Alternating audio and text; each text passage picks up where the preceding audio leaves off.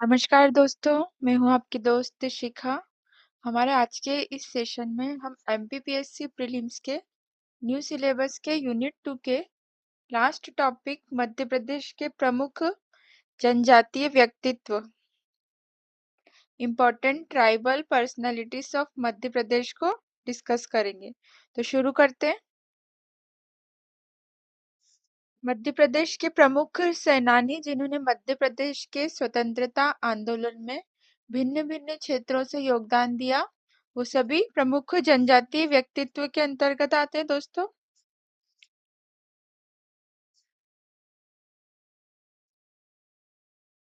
भीमा नायक, इनका जन्म मध्य प्रदेश के बड़वानी जिले के पंचमोहाली गांव में 1840 में हुआ था। भीमा नायक को निमाड़ के रॉबिन हुड के नाम से भी जाना जाता है। ये ऑब्जेक्टिव के लिए इम्पोर्टेंट है। मध्य प्रदेश में आदिवासियों में 1857 की क्रांति की चेतना जागृत करने वाले भील नेता रहे भीमा नायक जी, जो कि आदिवासियों में इन्होंने चेतना जागृत की। तात्या टोपे से भेंट के पश्चात भीमा नायक ने भारत के प्रथम स्वतंत्रता संग्राम को निमाड़ क्षेत्र, जो कि खंडवा खरगोन का क्षेत्र है दक्षिण में प्रसारित किया। 1857 की क्रांति का नेतृत्व उन्होंने मध्य प्रदेश के बड़वानी जिले के संधवा क्षेत्र में किया, जो बाद में खानदेश यानी महाराष्ट्र तक प्रसारित हुई। प्रथम स्वतंत्रता संघर्ष में अम्ब पानी के युद्ध में भी भीमा नायक ने अंग्रेजों को परास्त किया। 2 अप्रैल 1868 को अंग्रेजों ने मुखबिर के सहयोग से सतपुड़ा के जंगलों में भीमा नायक को गिरफ्तार कर पोर्ट ब्लेयर, जो कि उस समय पे जेल हुआ करती थी अंडमान निकोबार की, वहां भेज दिया। वहां इसे काला पानी कहते थे। इन्हें अंडमान के काला पानी में 29 दिसंबर 1876 को फांसी दे दी गई। बड़वानी सिलावत मार्ग पर पहावा बावड़ी गांव के पहाड़ पर भीमा नायक गद्दी है, जहां भीमा नायक का स्मारक बनाया गया। ये भी याद रखना है दोस्तों, पहावा बावड़ी गांव है जो कि पहाड़ी पर है, बड़वानी सिलावत मार्ग पर।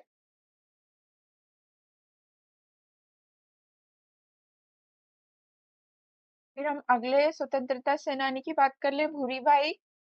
ये एक भारतीय भील कलाकार है। इनका क्वेश्चन भी ऑब्जेक्टिव में एमपीपीएससी में पूछा जा चुका है दोस्तों। मध्य प्रदेश में झाबुआ जिले के पिटोला गांव में जन्मी भूरीबाई भारत के सबसे बड़े आदिवासी समूह भील समुदाय से है। पितौल की भूरीबाई अपनी चित्रकारी के लिए कागज तथा कैनवास का इस्तेमाल करने वाली पहली भील कलाकार थी। भूरीबाई अब भोपाल में आदिवासी लोक कला अकादमी में एक कलाकार के तौर पर काम करती है। भोपाल में काम कर रही है ये लोक कला अकेडमी में। इन्हें मध्य प्रदेश सरकार से सर्वोच्च पुरस्कार शिखर सम्मान 1986-87 प्राप्त हो चुका है। ये शिखर सम्मान मध्य प्रदेश सरकार का 86-87 में इन्हें मिल चुका है। 1998 में मध्य प्रदेश सरकार ने अहिल्या सम्मान से विभूषित किया और 2021 में इनको पद्मश्री सम्मान मिला। काफी अच्छी कलाकार है और पुरस्कार भी प्राप्त कर चुकी हैं कई सारे। नरेश चंद्र सिंह छत्तीसगढ़ के बाईसगढ़ के राजा नरेश चंद्र सिंह मध्य भारत में सारंग राज्य के शासक थे, जिन्होंने जनवरी 1948 को भारत में अपने राज्य का विलय कर दिया। नरेश चंद्र सिंह मध्य प्रदेश के मुख्यमंत्री रह चुके हैं, जिनका कार्यकाल 13 से 25 मार्च 1969 तक सबसे छोटा रहा है तथा मध्य प्रदेश के पहले आदिवासी मुख्यमंत्री रहे हैं। दिलीप सिंह भूरिया। दिलीप सिंह भूरिया एक राष्ट्रीय स्तर के आदिवासी नेता थे। राष्ट्रीय मंच पर आदिवासी समाज के हित में आवाज उठाने वाले अग्रणी नेता थे। ये इंदिरा गांधी के करीबी रहे। इनका जन्म 18 जून 1944 को मध्य प्रदेश के झाबुआ में हुआ था। दिलीप सिंह भूरिया अपने राजनीतिक जीवन में कुल 6 बार सांसद बने। मोतीलाल वोरा के मुख्यमंत्री रहते हुए दिलीप सिंह भूरिया के नेतृत्व में तेंदुपत्ता नीति बनाने के लिए भूरिया कमेटी बनाई गई थी। तेंदुपत्ता जो कि बहुत बहुत अधिक है यहाँ एमपी में, जिससे बीड़ी बनती है, जिसकी अनुशंसा पर मध्य प्रदेश के तेंदुपत्ता नीति बनकर लागू हुई। श्री दिलीप सिंह भूरिया का निधन 24 जून 2015 को हो गया। कांतिलाल भूरिया वर्तमान समय में मध्य प्रदेश के आदिवासी व्यक्तियों में एक बड़ा नाम कांतिलाल भूरिया का है।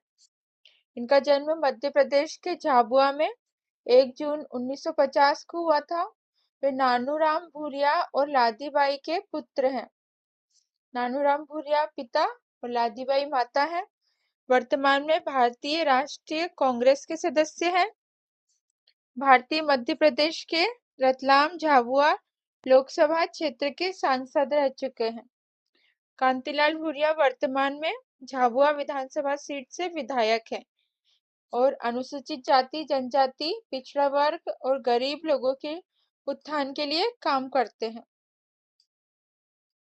अगले जनजातीय व्यक्तित्व की बात कर ले तो जनगढ़ सिंह श्याम 1962 से 2001 एक अग्रणी समकालीन भारतीय कलाकार थे। ये भारतीय कला के एक नए स्कूल के निर्माता होने का श्रेय दिया जाता है इनको, जिन्हें जनरल कलाम कहा जाता है। जनगढ़ सिंह का जन्म मध्य प्रदेश के डिंडोरी जिले के पाटनगढ़ गांव में एक गोंड परिवार में हुआ था। गोंड जनजाति से थे ये। इन्होंने 16 वर्ष की आयु में नान कुसिया बाई से विवाह किया। वे बाद में एक साथी कलाकार बन गई। नान कुसियाबाई जनगढ़ के चित्रों के प्राथमिक विषय गोंड देवता है, जैसे ठाकुर देव, बड़ा देव, कलसीन देवी आदि। जनगढ़ सिंह में जानवरों के कटआउट शैली के चित्रों को चित्रित किया गया है जनगढ़ सिंह के द्वारा। जमुना देवी मध्य प्रदेश की सबसे पुरानी महिला सांसदों में से एक थी। उनका पूरा जीवन आदिम जाति और आदिवासियों के कल्याण के लिए समर्पित रहा। इनका जन्म 19 नवंबर 1929 को मध्य प्रदेश के धार जिले में सरदारपुर में एक आदिवासी परिवार में हुआ था। उनकी शिक्षा हाई स्कूल तक इंदौर में हुई। छोटी उम्र में ही एक कांग्रेस पार्टी के साथ जुड़कर सामाजिक कार्य में सक्रिय हो गई। बुआ जी के नाम से भी लोकप्रिय हुई। मध्य प्रदेश की पहली महिला नेता प्रतिपक्ष जमुना देवी, यह ऑब्जेक्टिव है दोस्तों। पहली महिला नेता प्रतिपक्ष 81 वर्ष की अवस्था में 24 दिसंबर 2010 को इंदौर में ही इनका निधन हो गया। 1998 में वे राज्य की पहली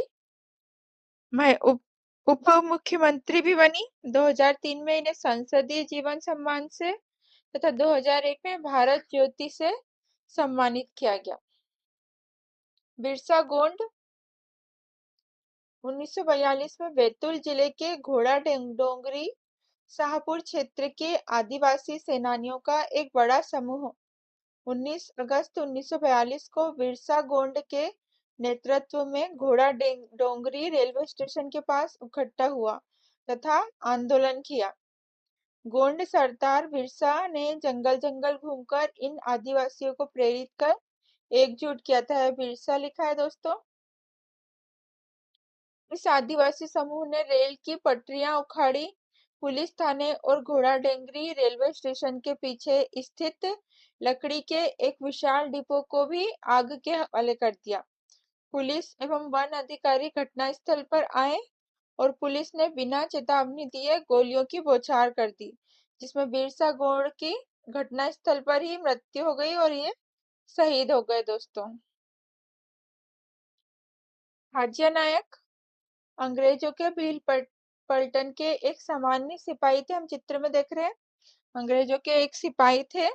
बाद में उन्हें किसी गलती के कारण 10 साल की कैद हुई, जिस कारण से खाजिया के मन में अंग्रेज शासन के प्रति घृणा के बीज अंकुरित हो गए।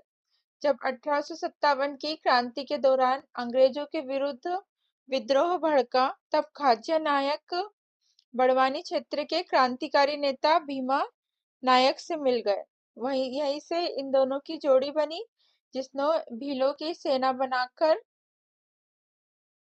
निमाड़ क्षेत्र में अंग्रेजों के विरुद्ध विद्रोह किया। खाज्या नायक अंग्रेजों की भील पलटन में शामिल थे, जहां उन्हें सेंधव जमती चौकी से सिरपुर चौकी तक के 24 मील लंबे मार्ग की चौकीदारी दे रखी थी अंग्रेजों ने।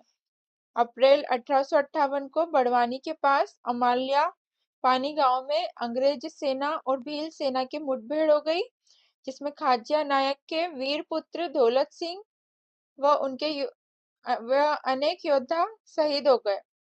कर्नल जेम्स आर्ट्रम ने खाज्या नायक को धोखे से गिरफ्तार कर मार दिया। शंकर शाह एवं रघुनाथ शाह। राजा शंकर शाह गढ़मंडला के प्रतापी राजा थे।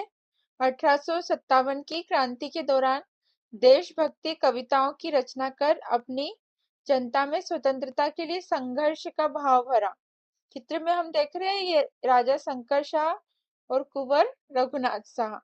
इसी कारण विशिष्ट नौकरशाही के करिंदों द्वारा शंकर शाह एवं उनके छोटे बेटे, ये इनके छोटे बेटे हैं रघुनाथ शाह, को बंदी बनाकर 18 सितंबर 1858 को तोप के मुंह से बांधकर उड़ा दिया गया। क्योंकि स्वतंत्रता का संघर्ष दे रहे थे कविताओं की रचना करके, तो नाराज होकर इनको तोप के मुंह से बांधकर दोनों को उड़ा दिया गया, शंकर शाह एवं रघुनाथ शाह को। टंटिया भील। इनका जन्म 1842 में पूर्वी निमाड़ के खंडवा जिले में हुआ था। टंटिया भील आदिवासियों के जननायक और निमाड़ का गौरव कहे जाते थे। इनका वास्तविक नाम टांटिया भील था, पर अंग्रेजों ने इसे टंटिया कर दिया था दोस्तों, टंटिया। आदिवासियों का मसीहा कहे जाने वाले जननायक टंटिया भील को आदिवासियों के नेता की तरह माना था। आज भी बहुत से आदिवासी घरों में टंटिया भील की पूजा की जाती है दोस्तों। इनको भगवान मान के टंटिया भील को पूजा करते हैं आदिवासी घरों में।